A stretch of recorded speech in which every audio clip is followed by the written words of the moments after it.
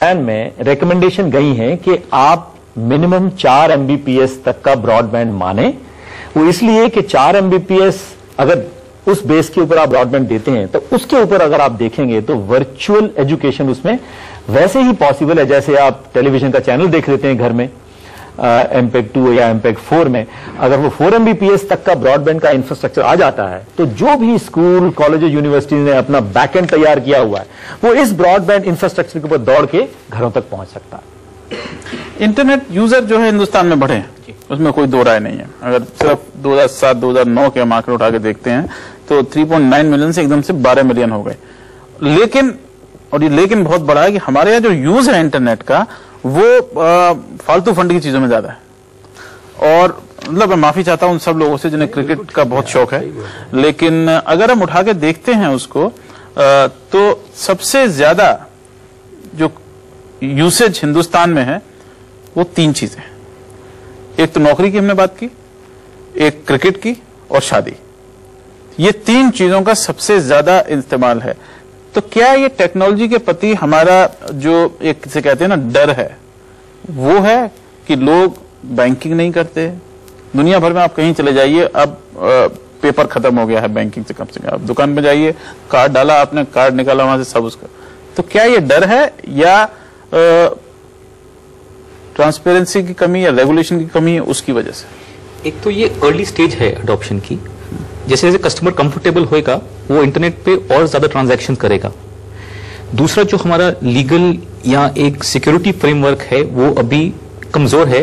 इस लोगों को कॉन्फिडेंस नहीं है कि ऑनलाइन जब हम जाएंगे तो हमें वैसी ही सर्विस मिलेगी जो हमें फेस टू फेस मिल सकती है।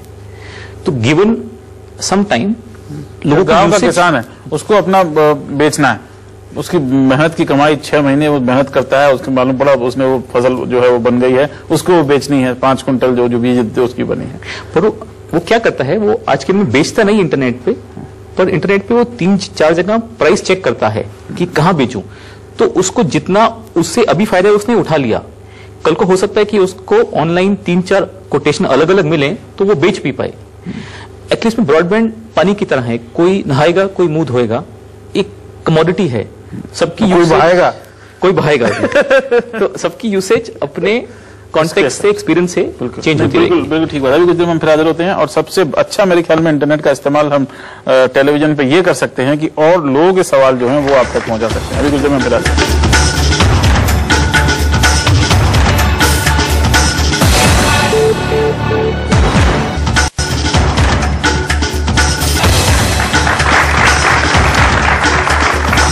मनी मंथ में एक बार फिर आपका स्वागत है। और एक छोटी सी बात ब्रॉडबैंड के हमारे बारे में हमने जो बात की, इस समय आने वाले दिनों में क्या होगा हमने आपको बताया कि जो BCG के आने वाले दिनों के लिए अंदेशे हैं वो हमने आपको बताया। लेकिन इस समय हिंदुस्तान में हालात ये हैं कि 500 मिलियन यानी 50 करोड़ की आबादी के लिए हमारे पास में सिर्फ 5000 ब्रॉडबैंड उपलब्ध इस समय है, लैंडलाइन जिसकी हम बात करते हैं।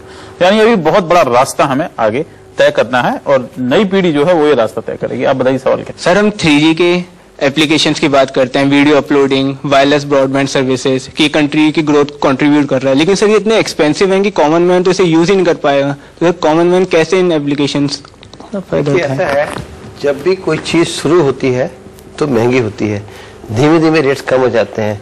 मोबाइल फोन जब आया था तो 35,000 का आता था, आज 800 रुपए का आता है। इंटरनेट जब फैसिलिटी शुरू हुई थी तो उसमें महीने बिल 10,000 आता था, आज आपको 5 रुपए में नेट मिल जाता है। We are hopeful as a industry कि आने वाले समय में इसके रेट्स भी कम होंगे। प्लस थोड़ा सा ऐड कर देंगे, कंपटीशन जो है, जब मोबाइल आया था तो आपको याद होगा दिल्ली में सिर्फ 2 ऑपरेटर थे, एयरटेल और वोडाफोन। ऐसा उस समय वोडाफोन बाद में आया। तो अब देखिए आज की डेट में 7-8 ऑपरेटर हैं।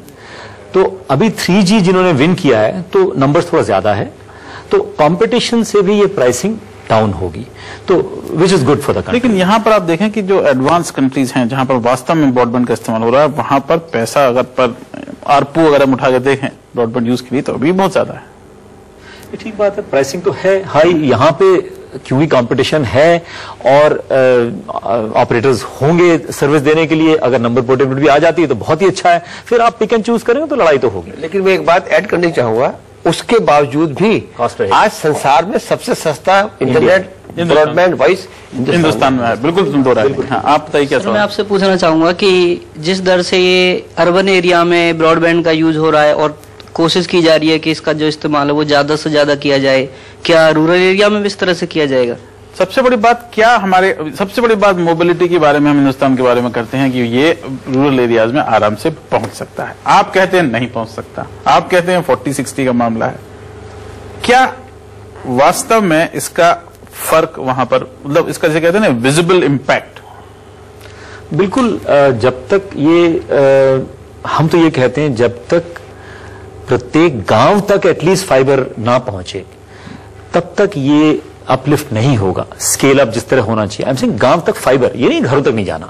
वहां पे सेंट्रल पहुंच जाता है, वहां से डिस्ट्रीब्यूशन आप कर सकते हैं। शुरू में आप बेशक वायरलेस लगा दें, बैकहॉल उसको फाइबर पे लेके आए और आप एप्लीकेशन अगर आपके पास तैयार है, जैसे हमने कहा था कि फार्मर्स की प्रॉब्लम सॉल्व हो जाए, नॉट ओनली वो अपना क्वेश्चन करके आंसर पता कर सके, अपनी फसल भी बेच सकें, पैसा उनका आ जाए बैंक में, तो बड़ा खुश रहेंगे। सब चलेगा ये जी बिल्कुल। और लेकिन वहां पर देखिए इनोवेशन की बहुत जरूरत है। हमारे मुल्क में इस समय कोई 7 लाख के आसपास पोस्ट ऑफिसेस हैं जिनका हम इस्तेमाल कर सकते हैं, नहीं कर रहे हैं। हमारे मुल्क में कोई 10,000 से ज्यादा रेलवे स्टेशन हैं। सारी रेलवे लाइंस जो हैं वो आप उनको फाइबर ऑप्टिक्स डाल के बना सकते हैं, लेकिन हम नहीं कर रहे हैं क्योंकि वही बात कि कोऑर्डिनेशन जो है उसकी बहुत भारी कमी है। हाँ सर, मैं आपसे पूछना चाहती हूँ कि आपने ट्रांसपेरेंसी की बात की। आप लोगों ने कहा कि जो ब्रॉडबैंड का पेड़ है उसको उगाने के टाइम से ही हमें ट्रांसपेरेंसी लानी चाहिए, लेकिन जैसा हम सब लोग जानते हैं कि 2008 में जो 3G और ब्रॉडबैंड के लाइसेंस इश्यू हुए थे, mister telecom minister mister A Raja, उनमें वो आज तक 70,000 करोड़ के स्कैम में फंसे हुए हैं। तो आप ये ट्रांसपेरेंसी का मतलब इस नई टेक्नोलॉजी के इम्प्लीमेंटेशन में जो ट्रांसपेरेंसी वो कैसे इंश्योर करेंगे कि ट्रांसपेरेंसी होगी? उन्होंने आज तक आंसर नहीं दिया है।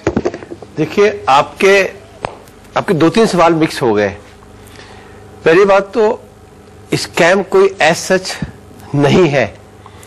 ये हमारे देश की प्रथा है कि हर काम में कुछ ना कुछ हल्ला मचाया जाता है, तो वो हल्ला मचाने में ये हल्ला मचाया जा रहा है। बट एज सच जो आप सुन रहे हैं वो है कि नहीं है, ऐसा नहीं है।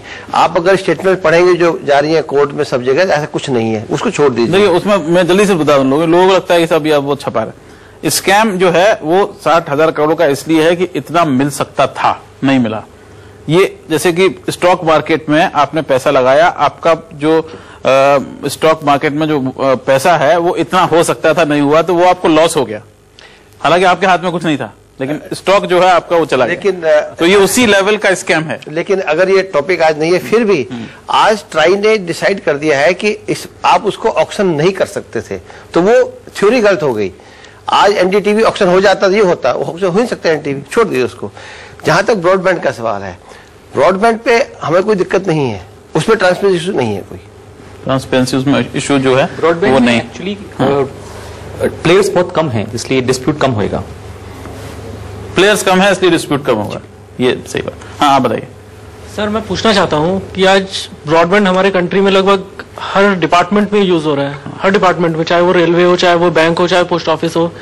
क्या ये प्रॉब्लम दूर किया जा सकता है, या इन फ्यूचर की जो सर्वर डाउन होने का प्रॉब्लम, जैसे कि प्रॉब्लम तो कंज्यूमर को होता है, तो ये प्रॉब्लम दूर किया जा सकता है इन फ्यूचर? कॉल ड्रॉप की प्रॉब्लम जो है हिंदुस्तान में सबसे ज्यादा है दुनिया में, अब पहले से बेहतर हो गई है। 2 चीजें कही आपने कि सर्वर डाउन वो एक बात है और कनेक्टिविटी डाउन वो दूसरी बात है। अगर आपकी कनेक्टिविटी चल रही है, ऑल्टरनेट पाथ से भी आपको अवेलेबल है, और आपका सर्वर डाउन हुआ है, तो वो जो बैक एंड पे डेटा सेंटर में सर्वर चले तो उसके ऊपर भी रिडंडेंसी चाहिए होती है। तो आप सही कह रहे हैं, दोनों लेवल पे एक हाई अवेलेबिलिटी होना जरूरी है, खासतौर से उन एप्लीकेशंस के लिए जो हम आपको हमेशा जरूरत होती है, वो डाउन नहीं होनी चाहिए।